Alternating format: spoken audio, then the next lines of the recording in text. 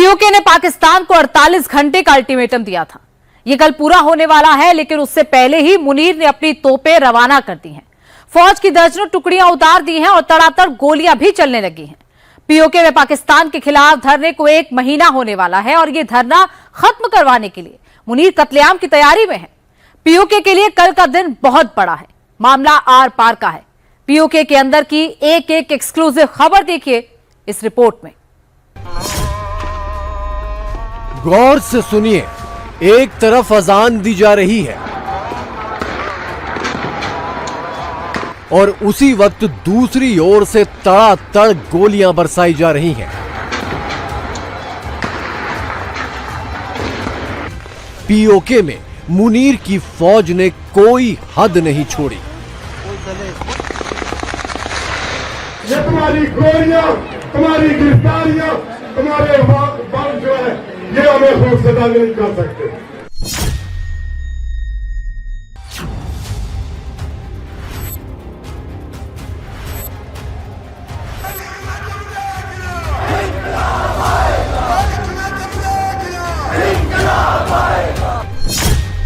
PoK में धुआंधार, 48 घंटे में आजाद।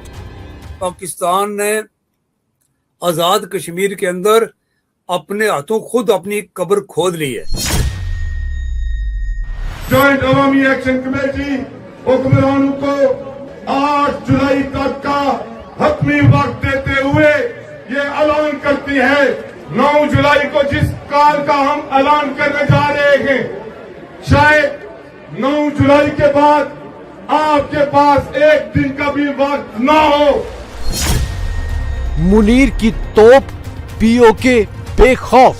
क्या इससे आधे से आधे लोग कभी हम भारत के खिलाफ निकाल पाए? जितने लोग आज पाकिस्तानी इदारों के खिलाफ और उनके जुल्म के खिलाफ एहतजाज कर रहे हैं। वहां के जो ट्रेंड दहशतगर्द हैं टीटीपी के, उनके लिए उनको कश्मीर में लाने की कोशिश हो रही थी, पाकिस्तान के कश्मीर में, और इस कनेक्शन को डेवलप करने के पीछे रॉ है।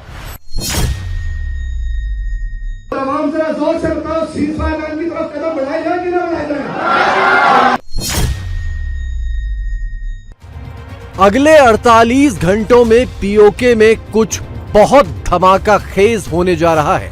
कुछ ऐसा जिसकी आहट से पीओके में आज ही गदर मच गया। रावलाकोट में धरने का 30वां दिन है।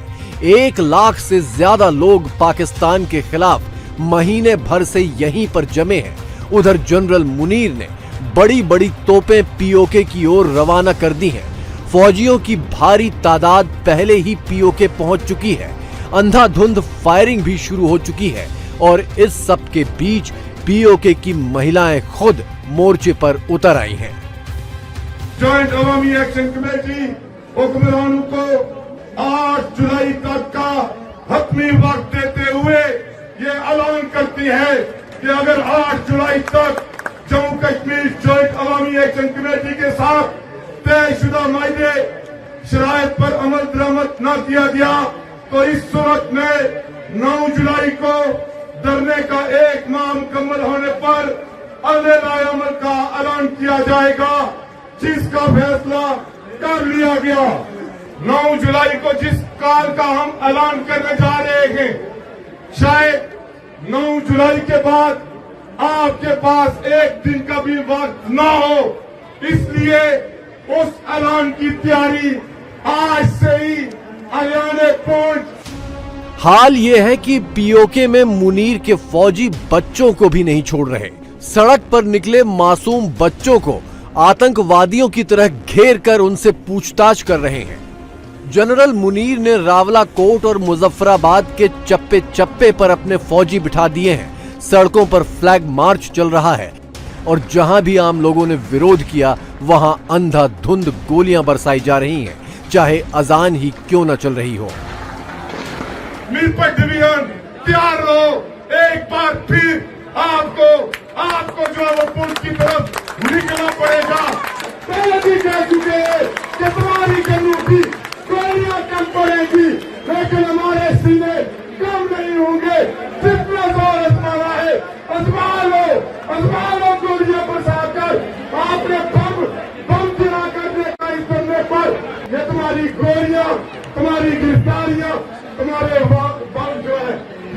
खौफजदा नहीं कर सकते। मुनीर को सबसे ज्यादा डर इन नारों से लग रहा है जो पीओके में उसका नाम लेकर गूंजने लगे हैं।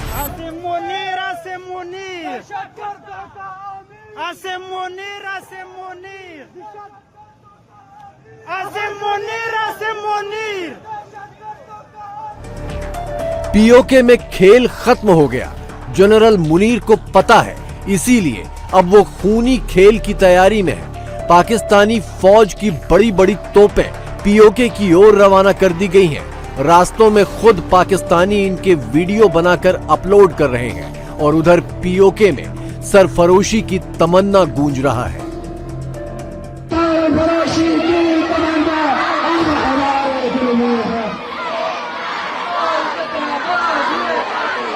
हथियार दुश्मन ताक में बैठा उधर और तैयार है हम सीना लिए अपना इधर बोल से खेला वतन मुश्किल में है सारा फरोशी की तमन्ना हमारे दिल में है।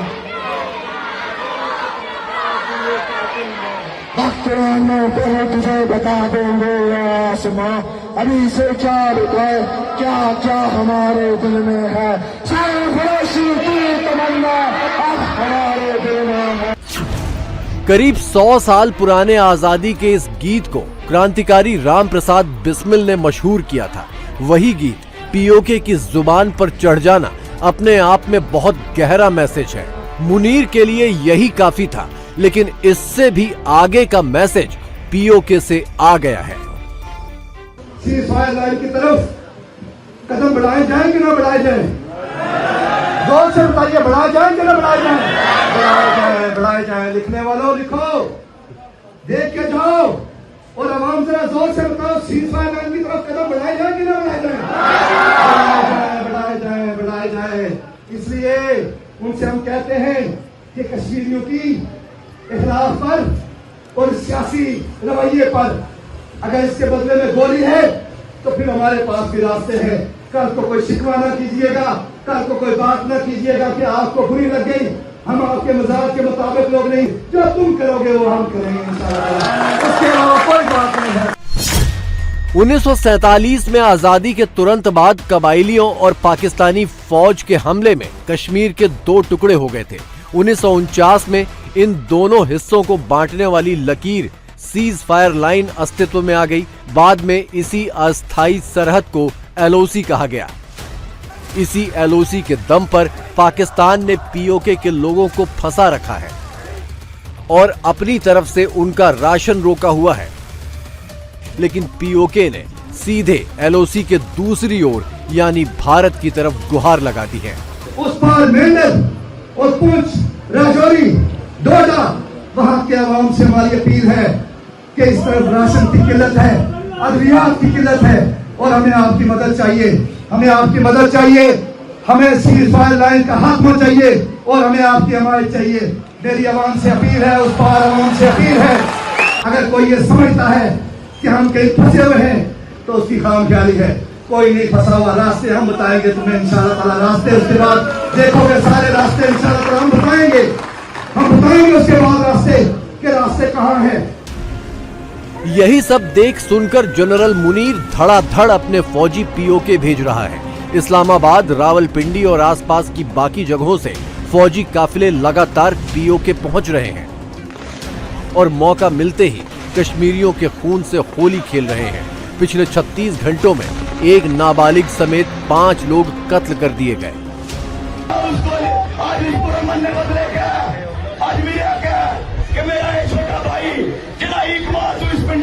मौजूद है, इसने छोटे भाई याकूब की गोलियां मारी का शहीद किया गया, आज शहीद किया गया, आज जुल्म किया गया, आज लुड़े अल्लाह ने खून लोगो, आज लुड़े अल्लाह ने खून बहाया गया और नहीं मैंने इस जवाब में कसम खाई याद रहा कल उस टाइम वापस लौट सा जब तक तमाम दर शोधा नहीं इंतकाम ले नहीं सका उस दौरान पीओके के मर्दों और बच्चों पर गोलियां चलाने वाली पाकिस्तानी फौज का सामना अब पीओके की महिलाओं से भी होगा। पहाड़ों पर महिलाओं की रैलियां निकल रही हैं और मैदानों में लाखों लोग डटे बैठे हैं। ये तस्वीरें पाकिस्तानियों को 1971 की खौफनाक यादें ताजा करवा रही हैं। जो कुछ हुआ बंगालियों के साथ, बलोचों के साथ, क्या हम कश्मीरियों के साथ वो करना अफोर्ड कर सकते हैं? वो आज डटकर खड़े हैं।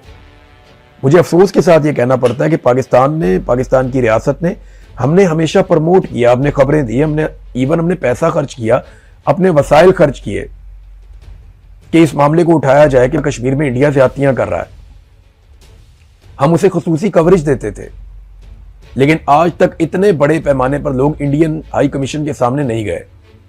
इतनी बड़ी तादाद में कश्मीरी कभी इंडिया के खिलाफ एहतजाज करने के लिए नहीं गए। पीओके के एक लीडर शौकत नवाज मीर पाकिस्तानी फौज के शिकंजे में है। भारी गोलीबारी के बाद उन्हें अगवा कर लिया गया था। शौकत नवाज की रिहाई के लिए लंदन में कश्मीरियों की इतनी बड़ी रैली निकली कि पाकिस्तान हक्का बक्का रह गया। कश्मीर के नाम पर किराए के चंद प्रदर्शनकारी जुटाने वाले पाकिस्तान को पीओके ने ऐसा आईना दिखाया है कि उसे अब अपनी शक्ल ही पहचान में नहीं आ रही। जिनेवा में भारत के खिलाफ एहतजाज हुआ और वो कश्मीरियों ने किया। मैंने वो कश्मीरी गिने, वो 12 लोग थे टोटल। उन 12 लोगों की खबर पे आप हेडलाइन चला रहे थे। यहां हजारों लोग निकल कर आ गए हैं। कई लोग क्लेम करते हैं, जो ज्यादा बोलते हैं वो 1 लाख की तादाद भी बोलते हैं कि इतनी बड़ी तादाद में लोग पहले कभी नहीं निकले। कम से कम भारत के खिलाफ तो कभी इतने लोग नहीं निकले थे। जरा अपने गिरेबान में झांकें और पूछें कि क्या इससे आधे लोग कभी हम भारत के खिलाफ निकाल पाए? जितने लोग आज पाकिस्तानी इदारों के खिलाफ और उनके जुल्म के खिलाफ एहतजाज कर रहे हैं। लंदन में जितनी भीड़ जुटी है उससे 100 गुना ज्यादा लोग रावला कोट के ईदगाह मैदान में डटे हैं। पाकिस्तानी फौज की बंदूक से निकलने वाली हर गोली इनकी कसम और इनकी जिद को और ज्यादा मजबूत कर रही है। हमारी इस बुनियादी हकूक की तहरीक को आटा बिजली मांगने पर और जो हमारी बुनियादी चीज़ें मांगने पर जो कत्लेआम किया जा रहा है, कश्मीरी अवाम को डरा धमका कर कभी भी आप अपने मकासद पूरे नहीं कर सकते। क्योंकि इन रवैयों की वजह से ये जो नफरत फैलती जा रही है, हम रहें ना रहें, जिंदगी मौत अल्लाह के हाथ में है, एक दिन मरना सब ने है। तो उन तमाम कुव्वतों को, उन तमाम जिम्मेदारान को मैं ये कहना चाहता हूँ कि अल्लाह पाक से डरें। मुसलमान को मुसलमान के खिलाफ आप मरवा रहे हैं, लड़ा रहे हैं। हमने इस टाइम तक हमारे हजारों नौजवानों को गोलियां लग गई हैं, हमारे बहुत सारे नौजवान शहीद कर दिए गए हैं और इस टाइम तक हम पुरअमन तरीके से बैठे हुए हैं। इसका ये मतलब नहीं है कि हम डरते हैं। आटा बिजली से शुरू हुआ पीओके का आंदोलन कब आजादी के संघर्ष में तब्दील हो गया, पाकिस्तानियों को समझ ही नहीं आया। जब तक समझ आया बहुत देर हो गई।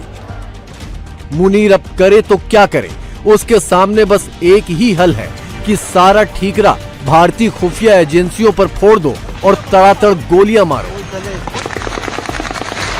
जो टॉप की लीडरशिप है, शौकत नवाज कश्मीरी या शौकत नवाज मीर, उससे जो तहकीकात हुई हैं और उसके अलावा जो सबूत है, एविडेंस है सिक्योरिटी के इदारों के पास, उससे ये बात साबित हो चुकी है कि अवामी एक्शन कमेटी की लीडरशिप टीटीपी के लोगों से राब्ते में थी और उनके ज़रिए वहाँ के जो ट्रेंड दहशतगर्द हैं टीटीपी के, उनके लिए उनको कश्मीर में लाने की कोशिश हो रही थी, पाकिस्तान के कश्मीर में, ताकि यहाँ पे एक मुसल्लह तसादुम शुरू किया जा सके सिक्योरिटी के इदारों के साथ, जो कि एक इंतहाई ख़तरनाक बात है।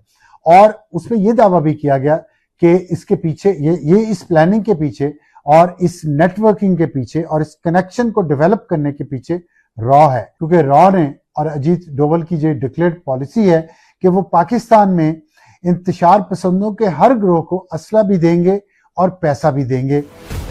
याद कीजिए, चंद महीने पहले ही मुनीर की फौज ने गाजा के हमास आतंकियों की रैली पीओके में निकलवाई थी। उस रैली के पोस्टर बैनर आज भी पीओके की सड़कों पर टंगे हैं। पीओके को आतंकवादियों का अड्डा बनाने वाला पाकिस्तान अब पीओके के आम लोगों और भारत के नाम पर दहशतगर्दी का भोंपू बजा रहा है।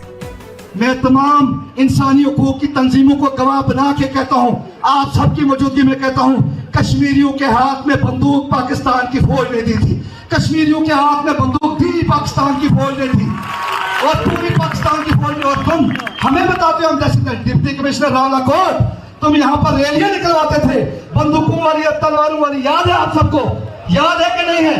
सबको याद है, तुम रैलियां निकलवाते थे दहशतगर्दों के खिलाफ, तुम हमारे खिलाफ फतवे जारी करवाते थे। तुम हमें बताओगे कि दहशतगर्द एक्शन कमेटी और ये सारे लोग दहशतगर्द हैं? ये सारे लोग दहशतगर्द नहीं है, ये इस धरती के वारिस हैं, और तुम्हें अपनी यहाँ से छुट्टी नजर आ रही है, इस धरती से तुम्हें तुम्हारा बिल्कुल आखिरी सांसें नजर आ रही है। जहां तक रही बात आगे जाने की, कोई नहीं रोक सकता, कोई नहीं रोक सकता, हमें इंशाअल्लाह ताला कोई नहीं रोक सकता।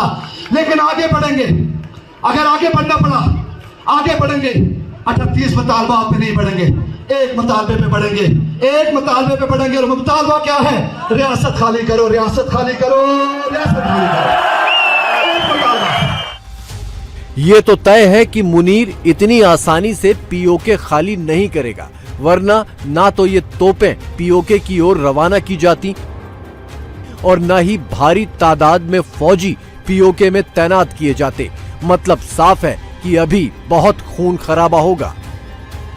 जम्मू कश्मीर पाकिस्तान से पहले इस खित्ते के अंदर मौजूद था, और पाकिस्तान की वजह से हमारी रियासत जो है वो तकसीम हुई।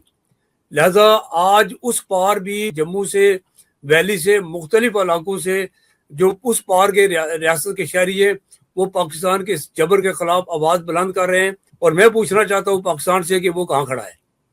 ये जो उनके दावे हैं, ये शहरग वाले, वो कहाँ चले गए? आज तो शहरग उन्होंने अपने हाथों से काट दी है। और मैं ये कहना चाहता हूँ कि पाकिस्तान ने आज़ाद कश्मीर के अंदर अपने हाथों खुद अपनी कब्र खोद ली है, और ये पाकिस्तान के फोर्सेस की जुल्म की वजह से इस वक्त इतनी नफरत पैदा हो चुकी है, पाकिस्तानी मीडिया की वजह से, पाकिस्तानी हुक्मरानी की वजह से। वो अंधे भी हैं, बहरे भी हैं, गूंगे भी हैं। ये इनको सुनाई उस वक्त देगा जिस वक्त यहाँ पर बहुत कुछ हो जाएगा, उस वक्त इनको पता चलेगा, मगर उस वक्त बहुत देर हो चुकी होगी। 48 घंटे का अल्टीमेटम खत्म होने में बस थोड़ा ही वक्त बाकी है। 8 जुलाई को या तो मुनीर सरेंडर करेगा या फिर 9 जुलाई को पीओके में बहुत बड़ा बवंडर होगा। जो भी होगा ऐतिहासिक होगा।